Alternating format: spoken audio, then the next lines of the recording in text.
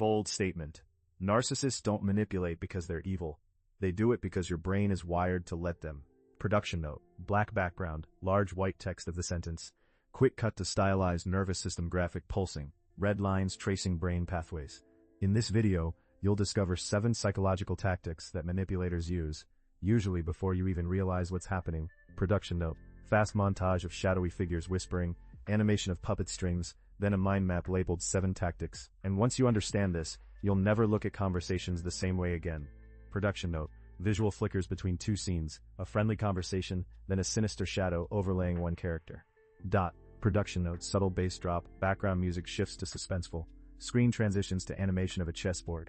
Most people think manipulation is obvious, like a villain twisting a mustache, but dark psychology is more like chess than checkers. Every tactic is a planned move, and most happen quietly beneath your awareness. Think of it like a magician's trick. The real action is always where you're not looking. While you're distracted by one hand, the manipulation happens in the other. Some of these tricks are so subtle that even the most self-aware people miss them. In fact, there's one tactic manipulators use that almost no one ever detects, and it's the most dangerous of all. We'll get to that one a little later. Production note. Visual. A locked black box appears with text. Most dangerous tactic revealed soon. Production note. Dramatic color shift. Chessboard morphs into a series of silhouette vignettes. Text. Number 1. The guilt trip. Number 1. The guilt trip. Guilt tripping is when someone makes you feel responsible for their negative emotions or outcomes, even when it's not your fault. It's the emotional equivalent of dropping a heavy backpack in your arms and walking away. Picture this.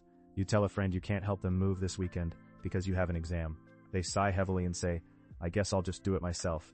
Don't worry about me, I'm used to being alone." You feel a knot in your stomach. Suddenly your reasonable boundary feels like a betrayal.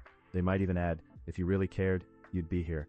Why does this work? It taps into the brain's pain avoidance wiring. Humans are social animals. We're built to avoid rejection or exclusion. Guilt tripping hijacks your empathy, making you feel as if you've wronged someone, even when you haven't. The defense? The moment you feel guilt that doesn't fit the facts, pause and check whose responsibility the feeling really is. Say, "I understand you're upset, but my priorities don't make me a bad person." But here's where it gets really interesting. Animation zooms in on protagonist's face looking uncertain. Overlay. Pause and reflect. Production note. Background shifts to dim-lit corporate office. Text. Number 2. Gaslighting. Gaslighting is when someone distorts your reality, making you doubt your memory or sanity. It's psychological fog, so thick you can't see what's real. Imagine you confront your partner about a message you saw on their phone. They reply, "You're imagining things. You're always so paranoid. That conversation never happened." You replay the situation in your head, but the more you try to recall, the less sure you are. Am I really overreacting? Did I misunderstand? Why does it work? Gaslighting exploits your brain's uncertainty avoidance. The human mind would rather latch onto a confident lie than live with an uncomfortable doubt. A 2015 study in the Journal of Social Influence showed that repeated denial can literally change someone's memory of an event. The defense? Document your interactions. If you suspect gaslighting, write down what happened immediately after. And when someone says, "You're misremembering," respond with, "Let's clarify what actually happened, step by step." But the most skilled manipulators add another layer. Production note. Screen splits between protagonist's memory, an overlay of false narrative. Text. Trust your documentation. Production note. Visual glitch. Animation switches to a crowded party scene. Text. Number 3. Triangulation. Number 3. Triangulation. Triangulation is when a manipulator brings in a third party, real or imagined, to validate their perspective, or undermine yours. Example. At work, your boss says, "Even Karen thinks your report was sloppy. Everyone's noticed you're not pulling your weight." Or your partner says, "My friends agree you're too sensitive." You suddenly feel isolated. It's no longer one person against you, it's a crowd. Doubt creeps in. If others see it, maybe it's true. Why does it work? This preys on social proof, a cognitive shortcut where we assume the group can't be wrong. Solomon Ash's famous conformity experiments showed that people will ignore their own eyes if everyone else claims something different. The defense. Ask for specifics. Who exactly said that? Can I talk to them directly? Often, you'll find the others are vague or non-existent. But manipulators don't just use people, sometimes they use time itself. Production note. Animation shadowy figures in background whispering, then fade out as protagonist speaks up. Key phrase. Demand specifics. Now, fade to animation of clock hands spinning rapidly. Text. Number 4. The urgency trap. Number 4. The urgency trap. The urgency trap is when someone pressures you to make a decision before you're ready. They create artificial deadlines to short-circuit your critical thinking. Imagine a car dealer who says, "This deal is only good for the next hour. After that, I can't guarantee anything." Or a date who pushes, "If you really cared, you'd decide now. Otherwise, I don't know if I can wait. You feel your heart race. The clock is ticking. Logic fades. You're swept up in the moment. Why does it work? Under time pressure, your brain's prefrontal cortex, the area that weighs options, gets sidelined by your amygdala, which kicks you into fight or flight mode. Scarcity and urgency lower resistance, making you more likely to comply. The defense: whenever you feel rushed, slow the process down. Say, if I have to decide right now, the answer is no. This flips the power dynamic back to you. Now, pay close attention to this next part, because few people ever spot it in real time. Production note: visual animated ticking clock. Red pause button appears. Text: if rushed, say no. Now, production note: shift to animation of gift exchange. Text: number 5, the reciprocity trap. Number 5, the reciprocity trap. Reciprocity is when someone gives you something, a compliment, a favor, even a small gift, to make you feel obligated to return the favor, often in a much bigger way. Scenario: a colleague brings you coffee every morning unsolicited. Eventually, they ask you to cover an extra shift for them, or a date insists on paying for an expensive dinner, then later pressures you for intimacy, saying, after all I've done for you. Why does it work? The brain is wired for fairness. Robert Cialdini's research shows reciprocity is so deeply rooted that even when the initial gift is unwanted, people feel compelled to reciprocate. Manipulators exploit this social norm to get what they want.